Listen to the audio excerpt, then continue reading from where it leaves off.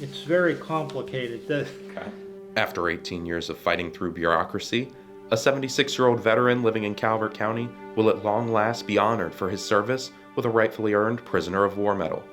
In 1965, a young U.S. Army specialist named Ronald Dolecki was out on a mapping mission in Ethiopia when he and two others were ambushed and captured by armed rebels from the Eritrean Liberation Front.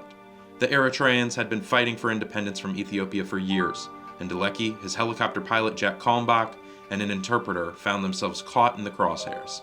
Over the course of many days, Dolecki was subjected to unforgettable conditions. The second landing we made, we got ambushed. And when the shooting started, I didn't even know what was going on because it was a total surprise to me. I actually thought there were different groups shooting at each other across these mountains and everything, and I stood there wondering what's going on. And then I saw bullets starting to hit the ground in front of me, and I thought, my God, they're shooting at us. And before I could take cover, there was a guy standing right at the tail boom of the helicopter, and he had a rifle, and it was pointed right at me. And I just froze. And I don't know why, but that was my reaction, like, I'm going to stop a bullet? And I just stiffened up, and I figured, he's going to kill me. They would see the group's mapping data and presumed that they were spies.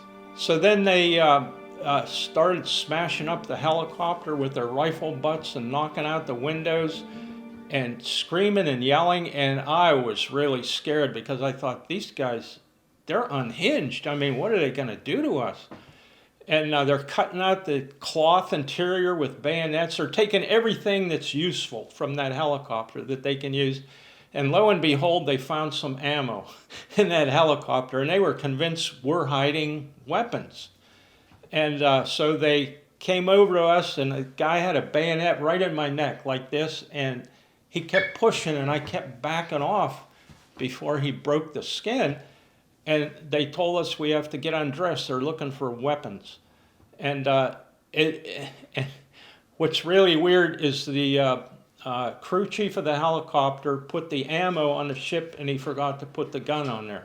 So how do you tell these people that we're so stupid, we're carrying ammo and we don't have the gun that goes with it?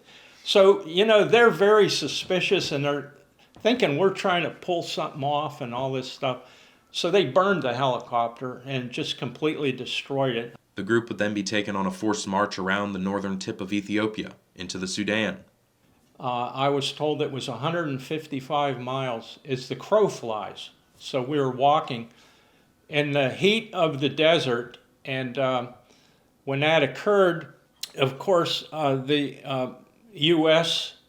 and the Ethiopians launched a search for us, and they even sent troops from Fort Bragg, Special Forces, and they brought in American troops from Germany with more helicopters. And they started a search for us, and every time we would see search planes, these guys made us hide under the brush at gunpoint. And so they didn't find us, and we crossed the border into the Sudan after, I think, about 10 days, something like that. We crossed into the Sudan, and that's where these guys enjoyed sanctuary. So they were real relaxed. When we were in Ethiopia, they guarded us very carefully, and that's when the three of us got to talk. And then my pilot friend said, you know, we need to escape because nobody knows that we're in another country. They smuggled us into the Sudan. And he said, one of us might be able to get away if the other two just stay in plain sight in camp. Because these guys, like I said, they're so relaxed. They're doing all kind of other stuff. They're cooking meals for themselves and that. They never gave us any food.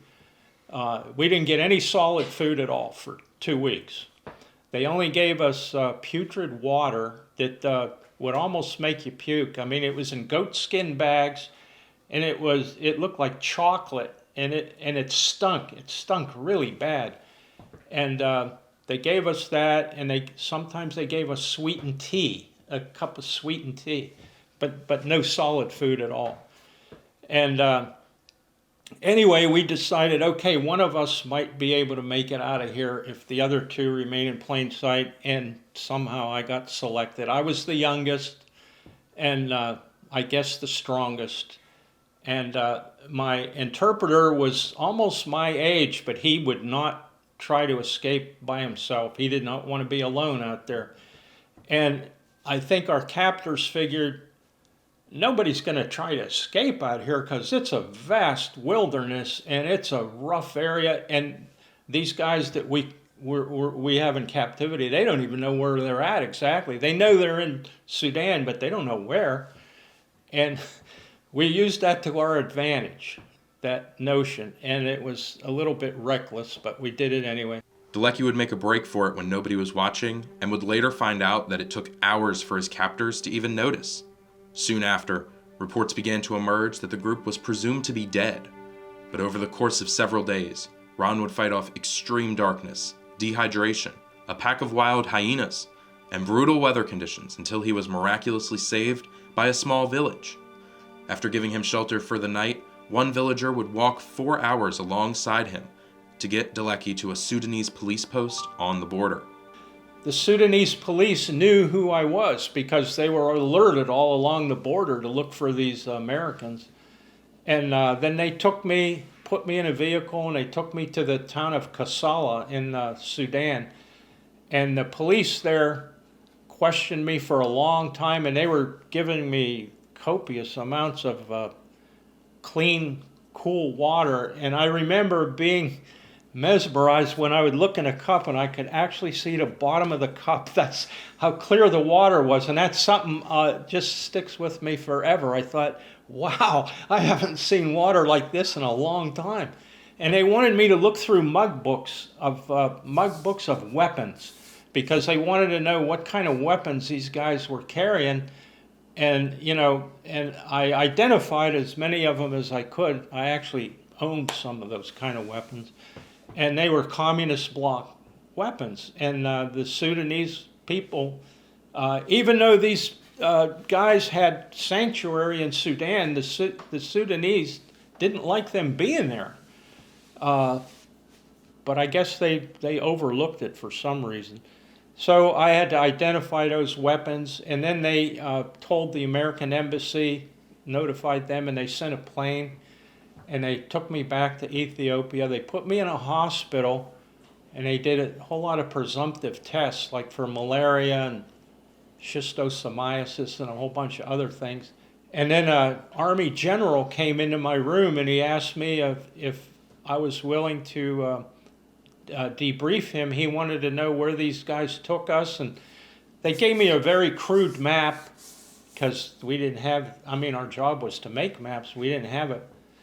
So a very crude map, and I told them approximately where our guys were, and they were surprised that they're still alive, and they would go looking for them, but they're not allowed to go into the Sudan. They couldn't cross into Sudan. The guerrilla soldiers would eventually release the pilot who was captured and would recruit their translator to join them. Many years after returning home to a normal life, Ron's wife, Linda Dolecki, wanted to surprise her husband by submitting his name for a POW medal. Although grateful, to his surprise, he would be rejected. We've been married 50 years now. In May 20th will be 50 years. Wow. Yeah. And she's obviously been very supportive and very helpful. Supportive. Yeah.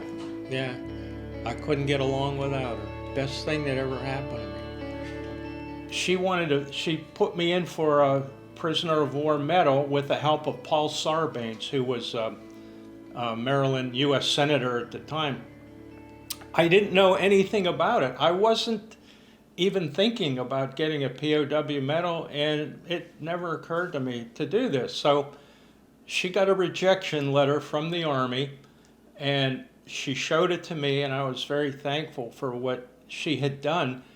But the thing is, it really made me angry when I saw the reason that the Army said, well, you're not eligible for a POW medal because the people who captured you were bandits, like robbers and highwaymen, as opposed to guerrilla soldiers.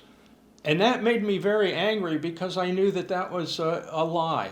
And I didn't know why the Army was doing that, because I had plenty of documentation authored by the Army itself identifying these guys as guerrilla soldiers. After fighting with the Army's bureaucratic process, he would seek help from several prominent politicians and even a military awards attorney who worked for him pro bono. I don't want to come across as being a bitter person regarding the Army. It took 18 years to deal with their bureaucracy to finally get the medal with the help of a lot of people. I think at the time I had like 4 senators, 2 battalion commanders from the Army, people from the VFW, a bunch of friends, because I had quit. I had given up at least 3 times, I think, pursuing the medal, because I just thought, this isn't worth it. It's tiring me out. But Ron never gave up. After 18 years of fighting and legislative assistance, it was determined that the U.S. Army had been erroneously enforcing a law passed by Congress in 2013 that otherwise would have given Dolecki his medal. Following the decision, U.S. Senator Chris Van Hollen said in a statement, quote, "The Army has finally recognized what we've long known, that Ron Dolecki is a hero whose bravery in the face of his captivity saved lives. While this is long overdue, no amount of time can take away from the incredible service and courage displayed by SPC Dolecki that this prisoner of war medal reflects."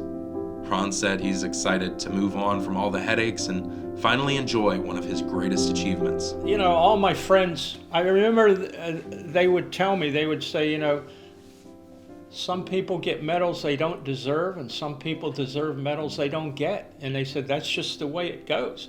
So go with the flow. You know, they give you the medal, be proud of it, and so that's what I'm going to do.